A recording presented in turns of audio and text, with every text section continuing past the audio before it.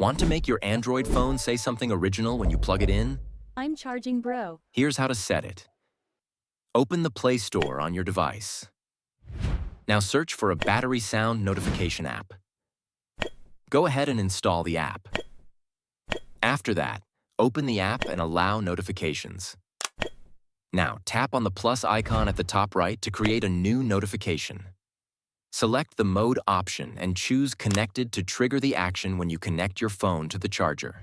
Then select Text-to-Speech under Audio options. You can also choose an audio file or ringtone if you prefer. Type a fun message like, "I'm charging, bro."